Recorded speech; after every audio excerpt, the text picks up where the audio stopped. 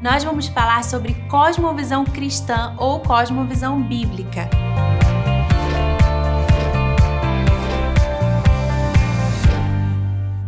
Olá, meu nome é Carol Breder e você está na Escola do Discípulo. Seja muito bem-vindo. Hoje é o 5º vídeo da série Pensamentos Transformados e Emoções Redimidas e nós vamos falar sobre cosmovisão cristã ou cosmovisão bíblica.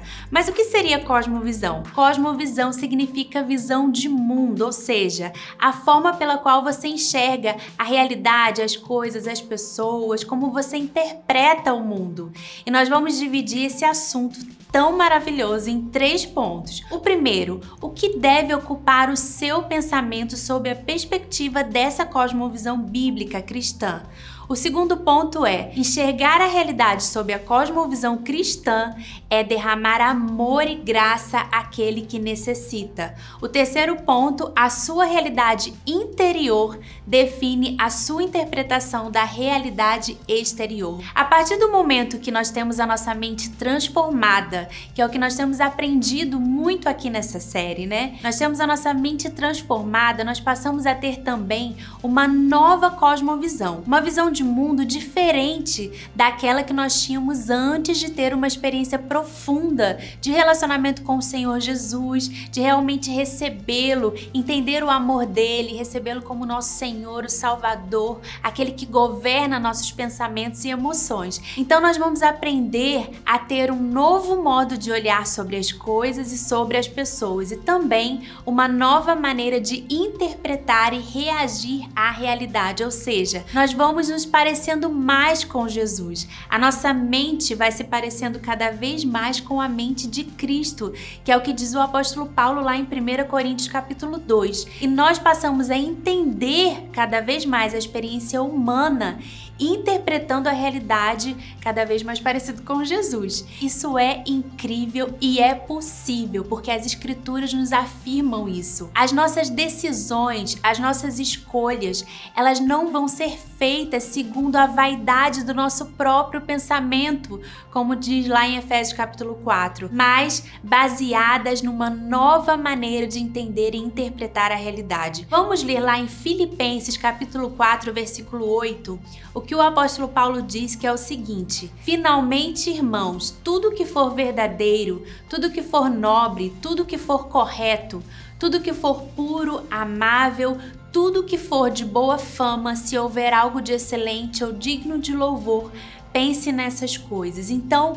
o que deve ocupar o nosso pensamento na perspectiva da cosmovisão bíblica é exatamente isso que o apóstolo Paulo está falando aqui, aquilo que é amável, puro, correto, íntegro. Nós precisamos entender, então, que aquilo que ocupa o nosso pensamento vai definir a maneira como nós andaremos, como nós faremos as nossas escolhas e os critérios também que nós vamos utilizar para que a gente conduza a nossa vida, né? Como nós vamos agir em relação a cada situação. E é interessante perceber e pontuar aqui que nós estamos inseridos numa cultura que tem um sistema de valores com coisas boas e coisas ruins. Valores que são aceitáveis na cosmovisão bíblica e valores que não são aceitáveis. Então, quando nós falamos sobre pensamentos transformados e o que deve ocupar o nosso pensamento e orientar as nossas escolhas e atitudes, nós não estamos falando aqui de isolamento cultural, o que você deve viver separado de todas as coisas que te cercam, como se fosse um gueto cultural, um gueto religioso. Não é isso, muito pelo contrário. A cosmovisão bíblica, ela te capacita a viver em todas as esferas da sociedade onde você frequenta, seu trabalho, sua faculdade. Você se torna mais capacitado a refletir Jesus, a apresentar para as pessoas uma vida segundo as escrituras, porque você está enxergando as coisas, o mundo e as pessoas segundo a mente de Cristo, entende? No seu trabalho, na sua faculdade, no seu ambiente familiar, você é capacitado dia após dia a viver em santidade. Sim, a cosmovisão cristã, ela nos leva a viver em santidade, a esse estilo de vida. E muitas pessoas entendem santidade de uma maneira tão equivocada, tão distante do que a Bíblia realmente apresenta sobre o significado de santidade, ser santo, que é o que o Senhor Deus nos convida a ser, né? Ser como Ele é santo. Ser santo é ser separado do pecado. Ainda que você esteja num ambiente onde pessoas estejam com atitudes erradas ou buscando outros interesses que não aquilo que é de fato inerente à cosmovisão bíblica, você será um diferencial, você estará separado desse ambiente ou desse contexto de pecado, você não participará de tais práticas. Então devemos sim ser luz no mundo e não nos esconder, não podemos nos esconder, não podemos nos retrair. O segundo ponto, nós vamos aprender que enxergar a realidade sob a cosmovisão cristã é derramar amor e graça àquele que necessita. Nós devemos sempre nos lembrar de que, ainda que onde nós vamos, o ambiente em que nós frequentamos, esteja repleto de pessoas que ainda não tenham entendido a preciosidade, né, a relevância de caminhar sob a cosmovisão cristã, ainda que isso aconteça na sua vida, perceba que você não precisa ser advogado de Deus nesse ambiente, ou seja, Deus, ele não se intimida com o pecado. Ele não se ofende com o pecado a ponto de pensar que a única solução para aquela pessoa, para aquelas pessoas é o juízo. Não. O Senhor derrama sobre cada pessoa, sobre cada um de nós, amor e graça. Sabe, queridos, eu lembro na minha época de faculdade, uma fase maravilhosa assim da minha vida. Eu vivi grandes experiências com Deus, num ambiente onde pessoas tinham diversos tipos de valores culturais e religiosos. Muitos se diziam ateus, tanto colegas de turma quanto professores. E eu lembro que ali eu tive muitas oportunidades de viver isso, de ser luz, né, naquele lugar. E eu me lembro especificamente de uma colega de turma que todas as manhãs que eu chegava para aula, ela estava no corredor do prédio, acendia um cigarro, fumava ali, tinha aquele momento ali dela. E eu lembro que eu chegava sempre e eu cumprimentava todo mundo, cumprimentava ela, dava um sorriso e entrava para a sala para assistir aula. Isso todos os dias. Depois de alguns meses, ela veio em mim, né, e puxou o assunto. Quis conversar sobre outras coisas e tal. Nós começamos a conversar e ela falou: olha, há muitos meses eu todos os dias estou aqui fumando cigarro e você chega pra aula e eu acho você simpática, sorridente. Abrindo parênteses aqui pra vocês, né? O fato de eu ser muito diurna, isso ajuda bastante, né? Eu estar bem humorada pela manhã. Mas ela começou a falar que ela achava aquela atitude muito legal e se passava na cabeça dela, nossa, ela é muito feliz, assim, né? Todo dia um dia bom, todo dia um dia alegre. E ela começou a abrir o coração e falar algo que eu nunca ia imaginar, que ela tinha problemas muito sérios com depressão e pensamentos suicidas. Eu não cheguei nela e a confrontei imediatamente sobre o vício do cigarro, uma atitude assim amassada. Eu simplesmente derramava, né? Eu tentava expressar amor ali sobre a vida dela todas as vezes e todos os dias que eu chegava na faculdade. Então isso é tão importante porque às vezes você tá ali no seu ambiente de trabalho e são pequenas atitudes. Não é necessariamente uma oportunidade. Muitas vezes a gente espera uma oportunidade muito maravilhosa, mirabolante para pregar o evangelho, para ter ali a palavra e todos te ouvirem, te assistirem exclusivamente, mas é no dia a dia. São nas pequenas escolhas.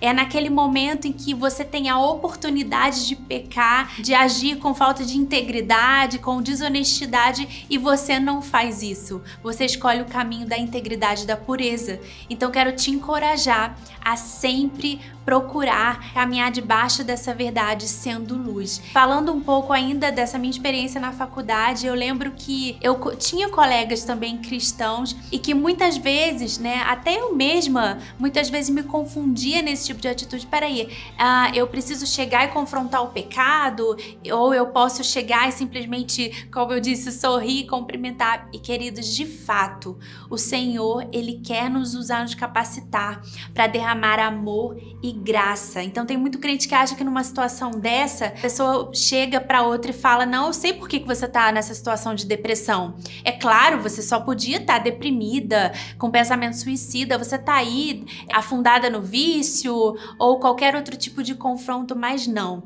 Viver sob a cosmovisão cristã é derramar amor e graça àquele que necessita. A passagem de João 3,16, que é uma das passagens mais conhecidas das igrejas e das pessoas ao redor do mundo, ela vai dizer: porque Deus amou o mundo de tal maneira que deu o seu Filho unigênito, para todo que nele crer não pereça, mas tenha vida eterna. Aqui, o apóstolo João não está falando sobre juízo e ódio, ele está falando sobre amor e graça. Deus amou o mundo, ou seja, ele derramou amor, ele deu o seu Filho unigênito, ele derramou graça, ele estabeleceu a nova aliança. Estamos tratando de amor e graça, por isso você é livre para viver dessa maneira, amém? A sua mente transformada e parecida com a mente de Cristo vai te proporcionar esse entendimento e esse estilo de vida. Vamos falar agora sobre o terceiro ponto da reflexão de hoje. A minha realidade interior define a minha interpretação da realidade exterior. Queridos, nós somos o reflexo daquilo que nós amamos e adoramos. Nós lemos isso lá no Salmo 115, não é verdade? Se nós temos um ídolo, nós nos tornamos parecidos com ele. Então, se eu amo dinheiro e poder, eu me torno uma pessoa materialista, superficial. Se eu idolatro o sucesso, eu me torno uma pessoa centrada em mim mesma, uma pessoa invejosa. Nós somos o reflexo daquilo que amamos e que adoramos.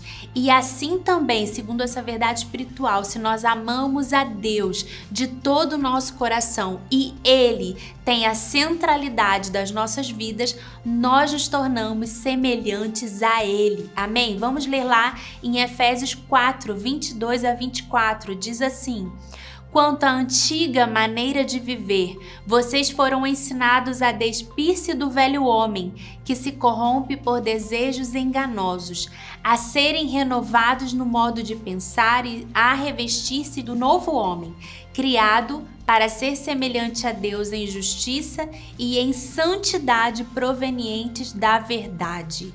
Então, a santidade que nós estávamos falando anteriormente, ela é proveniente da verdade, ou seja, a verdade que é Cristo. Por isso somos capacitados a viver em santidade. Então, conhecer a Deus, querido, significa se relacionar com Ele. Nós estamos respondendo sim a um amor perfeito. Não é um amor baseado na afeição como muitas vezes os relacionamentos entre as pessoas são, não é verdade? Mas é um amor baseado em entrega, um amor sacrificial e um amor constante, um amor absoluto, que não tem sombra de variação, que não tem mudança. Então nós aprendemos aqui hoje que o que deve ocupar o nosso pensamento é tudo que é verdadeiro, tudo que é nobre, correto, puro, amável, de boa fama. Nós aprendemos a enxergar a realidade sob a cosmovisão cristã. Isso significa derramar amor e graça àquele que necessita. João 3,16. E o terceiro ponto, a minha realidade interior, aquilo que eu amo, aquilo que eu considero, define a minha interpretação da realidade exterior. E Cristo precisa, deve ter a centralidade da nossa vida. E para encerrar esse vídeo, eu quero deixar uma frase do autor do livro Pensamentos Transformados, Emoções Redimidas, que diz assim: uma mente transformada produz emoções redimidas e uma espiritualidade madura e equilibrada. E isso tudo reflete na nossa vida prática. Que reflexão maravilhosa, porque nós percebemos aqui que, como seres integrais, sendo trabalhados por um Deus perfeito, todas essas coisas vão se conectando e vão fazendo sentido na nossa vida, amém? Eu quero encerrar esse vídeo dando um aviso muito importante para você. O nosso vídeo de encerramento da série Pensamentos Transformados, Emoções Redimidas será ao vivo. Sim, é isso mesmo, vai ser ao vivo e vai ser na próxima quinta-feira, dia 15 de julho, às 19h30, horário de Campo Grande, e às 20h30, horário de Brasília. Essa live vai acontecer aqui no canal da Escola do Discípulo e o Yuri e eu estaremos aqui para conversar um pouquinho sobre os assuntos tratados ao longo da série. E dessa maneira você não pode ficar de fora dessa. Eu quero te convidar, te convocar a ir lá no nosso Instagram, que agora já tem lá uma caixinha de perguntas, onde você vai colocar a sua pergunta, a sua dúvida,